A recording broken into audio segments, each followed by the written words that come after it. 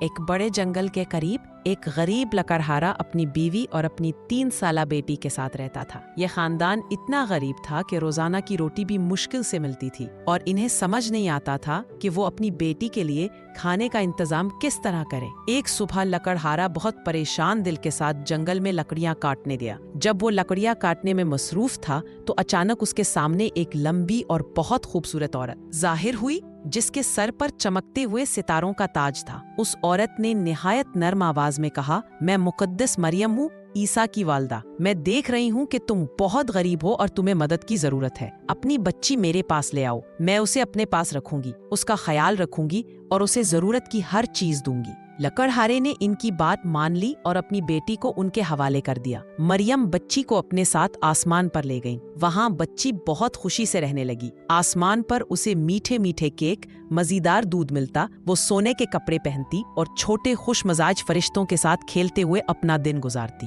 جب لڑکی 14 سال کی ہوئی تو ایک دن مریم نے اسے بلایا اور کہا، میری پیاری بیٹی، مجھے ایک لمبے سفر پر جانا ہے۔ میں تمہیں جنت کے 13 دروازوں کی چابیاں دے کر جا رہی ہوں۔ تم ان میں سے 12 دروازے کھول سکتی ہو اور ان کے پیچھے کی خوبصورت چیزیں دیکھ سکتی ہو، لیکن 13واں دروازہ ہرگز نہ کھولنا، اس کی چابی تمہارے لیے نہیں ہے۔ خبردار رہنا، اگر تم نے یہ دروازہ کھولا تو تم پر دکھ اور پریشانی آئے گی۔ لڑکی نے وعدہ کیا کہ وہ یہ دروازہ کبھی نہیں کھولے گی۔ جب مریم چلی گئی تو اس لڑکی کے دل میں تجسس پیدا ہوا۔ ہر روز وہ جنت کے دروازے کھول کر ان کے پیچھے کی چیزیں دیکھتی، یہاں تک کہ اس نے سارے 12 دروازے کھول لیے۔ ہر دروازے کے پیچھے حضرت عیسیٰ کے ایک شاگرد خوبصورت روشنی میں بیٹھے تھے۔ وہ لڑکی جنت کی رونق دیکھ کر حیران رہ گئی اور چھوٹے فرشتے بھی خوشی سے اس کے ساتھ ناچتے اور جشن مناتے۔ اب صرف وہی ایک ممنوعہ دروازہ رہ گیا تھا جسے کھولنے کی سخت ممانعت تھی۔ اس کے دل میں شدید خواہش جاگی کہ وہ جان سکے کہ اس آخری دروازے کے پیچھے کیا ہے۔ اس نے فرشتوں کو آہستہ سے کہا، میں دروازہ پورا نہیں کھولوں گی اور نہ اندر جاؤں گی، میں صرف تالا کھول کر تھوڑا سا جھانک لوں گی۔ فرشتوں نے فوراً جواب دیا، نہیں، ایسا ہرگز مت کرنا، مریم نے سختی سے منع کیا ہے، اس سے تم پر بہت بڑی مصیبت آ سکتی ہے۔ لڑکی یہ سن کر خاموش ہو گئی، لیکن اس کے دل میں دروازہ کھولنے کی خواہش ختم نہ ہوئی۔ یہ خواہش دن رات اسے تنگ کرتی رہی اور اس وجہ سے اسے نیند بھی نہ آتی۔ ایک دن جب سارے فرشتے کہیں باہر گئے ہوئے تھے تو اس نے سوچا، اب تو میں بالکل اکیلی ہوں، اگر میں تھوڑا سا دروازہ کھول کر اندر جھانک لوں تو کسی کو پتہ بھی نہیں چلے گا۔ اسی تجسس کے ہاتھوں مجبور ہو کر اس نے چابی اٹھائی، اسے دروازے کے تالے میں ڈالا اور تالا گھما دیا۔ دروازہ فوراً کھل گیا اور لڑکی نے دیکھا کہ اندر خدا کی 3 مقدس ہستیاں آگ اور روشنی کے عظیم جلوے میں موجود تھی۔ وہ حیرت زدہ ہو کر وہاں کھڑی رہی اور اس نے بے اختیار اس چمکتی ہوئی روشنی کو اپنی انگلی سے چھو لیا۔ اسی لمحے اس کی انگلی بالکل سونے کی ہو گئی۔ خوف سے لرز کر اس نے جلدی سے دروازہ بند کیا اور وہاں سے بھاگ گئی۔ خوف اور گھبراہٹ اس کا پیچھا کرتی رہی۔ دل تیزی سے دھڑکنے لگا اور اس کی انگلی کا سنہری نشان بھی دھونے یا رگڑنے سے نہ مٹتا تھا۔ تھوڑی ہی دیر بعد مریم اپنے سفر سے واپس آ گئی۔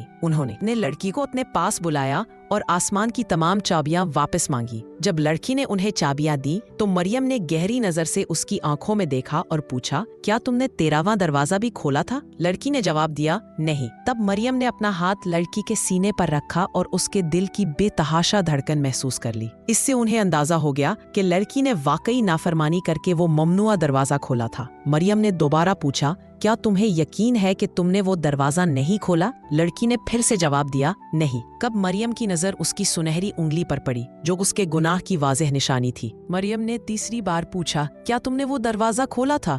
لیکن لڑکی پھر بھی بضد رہی اور بولی، نہیں۔ آخرکار مریم نے سخت لہجے میں کہا، تم نے میری نافرمانی کی اور پھر جھوٹ بول کر اپنے آپ کو گناہگار بنایا۔ اب تم جنت میں رہنے کے قابل نہیں رہی۔ اسی لمحے لڑکی گہری نیند میں ڈوب گئی۔ جب وہ جاگی تو اس نے دیکھا کہ وہ سرد زمین پر پڑی ہے اور چاروں طرف ایک سنسان ویرانہ ہے۔ اس نے آواز نکالنے کی کوشش کی لیکن اس کے منہ سے کوئی آواز نہیں نکلی۔ اس نے بھاگنے کی کوشش کی لیکن جس طرف بھی وہ جاتی کانٹوں کی گھنی جھاڑیاں اس کا راستہ روک لیتی۔ آخر وہ اس بیابان میں پھنس گئی۔ یہاں اسے ایک کھوکھلا بوڑھا درخت ملا جو اس کا ٹھکانہ بن گیا۔ رات وہ لڑکی اسی بوڑھے درخت کے اندر گھس کر سو جاتی۔ درخت उसे तूफान और बारिश से कुछ ना कुछ बचा लेता था, लेकिन उसकी जिंदगी बहुत दुखी और तकलीफदेह हो गई थी। वो अक्सर शिद्दत से रोती और उन दिनों को याद करती जब वो आसमान पर खुशियों से भरी जिंदगी गुजारती थी और फरिश्तों के साथ मजे से खेला करती थी। वो बहुत मुश्किल से खाना तलाश कर पाती, जंगल में घूमकर दरख्तों की जड़ें और जंगली बेरियां चुनकर खाती। खज़ां के मौसम में वो जमीन पर गिरी हुई गिरियां और खुश्क पत्ते जमा करके दरख्त के अंदर ले जाती।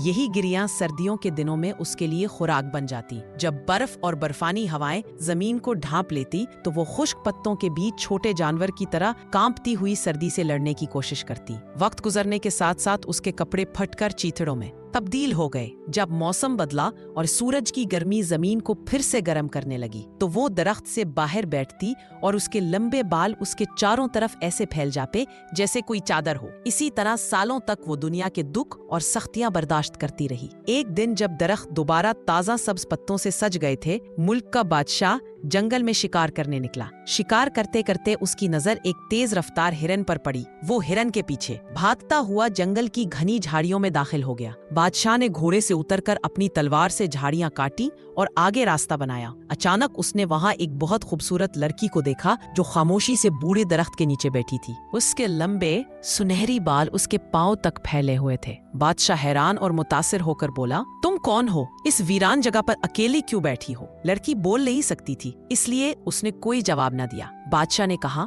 क्या तुम मेरे साथ मेरे महल चलना चाहोगी? लड़की ने सर हिलाकर खामोशी से हामी भर ली। बादशाह ने उसे बड़ी एहतियात से उठाया और अपने घोड़े पर बिठाकर अपने महल ले आया। वहाँ उसने लड़की को खूबसूरत लिबास पहनाए और हर तरह की आसाइश दी। वो लड़की अब भी बोलती नहीं थी, लेकिन उसकी खूबसूरती और नर्म मिजाजी बादशाह के दिल को इतनी भा गई कि जल्द ही उसने उस लड़की से शादी कर ली। तकरीबन 1 साल बाद मलका ने एक बेटे को जन्म दिया। उसी रात जब वो अपने बिस्तर पर अकेली लेटी थी, अचानक मरियम उसके सामने जाहिर हुई और बोली, अगर तुम सच बोल दो और मान लो कि तुमने ममनुआ दरवाजा खोला था तो मैं तुम्हारी आवाज वापस लौटा दूंगी, लेकिन अगर तुम अभी भी अपने गुनाह पर जिद करके इनकार करती रही तो मैं तुम्हारा नौजायदा बच्चा अपने साथ ले जाऊंगी। मलका को जवाब देने का मौका मिला, लेकिन वो अपनी जिद पर कायम रही और बोली, नहीं, मैंने वो ममनुआ दरवाजा नहीं खोला। उसी लम्हे मरियम उसके नौजायदा बच्चे को उसकी बाहों से उठाकर ले गईं और गायब हो गईं। अगली सुबह जब बच्चा कहीं नजर न आया तो महल में चहमगोइयां होने लगी। लोगों ने कहना शुरू कर दिया कि शायद मलका ने अपने ही बच्चे को नुकसान पहुंचाया है। ये खौफनाक अफवाहें मलका ने भी सुनी, मगर वो अपनी सफाई में कुछ न कह सकी। बादशाह जो मलका से बेइंतहा मोहब्बत करता था, उसने लोगों की बातों पर यकीन न किया। इन इल्जामात को सख्ती से मुस्तरद कर दिया। 1 साल बाद मलका के हाथ दूसरा बेटा पैदा हुआ। उस रात फिर से मरियम उसके सामने जाहिर हुई और कहा, अगर तुम मान लो कि तुमने ममनुआ दरवाजा खोला था तो मैं तुम्हारा पहला बच्चा वापस कर दूंगी और तुम्हारी आवाज भी लौटा दूंगी, लेकिन अगर तुम फिर जिद और झूठ पर कायम रहोगी तो मैं ये दूसरा बच्चा भी तुमसे छीन लूंगी। मलका ने दोबारा जवाब दिया, नहीं, मैंने वो ममनुआ दरवाजा नहीं खोला। इस बार भी मरियम ने बच्चे को उसकी बाहों से उठाया और आसमान पर ले गई। जब अगली सुबह महल वालों ने देखा कि ये बच्चा भी गायब है तो लोगों ने दोबारा मलका पर इल्जाम लगाया और कहने लगे कि मलका ने तो अपने बच्चे को खा लिया है। बादशाह के मशीरों ने मुतालबा किया कि मलका को सख्त सजा दी जाए, लेकिन बादशाह जो अभी भी मलका को बेहद चाहता था, उसने अपने मशीरों को धमकी दे दी कि अगर किसी ने इस बारे में मजीद बात की तो वो उसे कत्ल करवा देगा। अगले साल मलका ने एक खूबसूरत बेटी को जन्म दिया। उसी रात मरियम तीसरी बार फिर उसके सामने आई और बोले, मेरे साथ आओ। मरियम मलका का हाथ पकड़कर उसे आसमान पर ले गई। वहाँ मलका ने अपने दोनों बेटों को देखा जो खुशी खुशी मुस्कुरा रहे थे और एक गेंद से खेल रहे थे। अपने बच्चों को देखकर मलका के दिल में खुशी की लहर दौड़ गई। तब मरियम ने नरमी से पूछा, क्या तुम्हारा दिल अब नर्म हो गया है? अगर तुम मान लो कि तुमने ममनुआ दरवाजा खोला था तो मैं तुम्हारे दोनों बेटे तुम्हें लौटा दूंगी। लेकिन मलका ने तीसरी बार भी यही जवाब दिया, नहीं, मैंने वो ममनुआ दरवाजा नहीं खोला। तब मरियम ने उसे वापस जमीन पर गिरने दिया और उसकी तीसरी औलाद को भी अपने साथ ले गई। अगली सुबह जब लोगों को इस तीसरे नुकसान की खबर मिली तो वो गुस्से से चीख उठे, ये मलका कातिल है, इसे जरूर सजा मिलनी चाहिए। अब बादशाह भी अपने मशीरों को रोक ना पाया और फौरन मलका पर मुकदमा चलाने का फैसला किया गया। चूँकि मलका बोल नहीं सकती थी और अपनी बेगुनाही साबित ना कर सकती थी, लिहाजा उसे सजा के तौर पर जिंदा जलाने का हुक्म दे दिया गया। लोगों ने लकड़ियां जमा की और मलका को बांधकर लकड़ियों के ढेर पर खड़ा कर दिया। जैसे आग के शोले उसके इर्द गिर्द बुलंद होने लगे, मलका का सख्त दिल कुछ नर्म पड़ गया।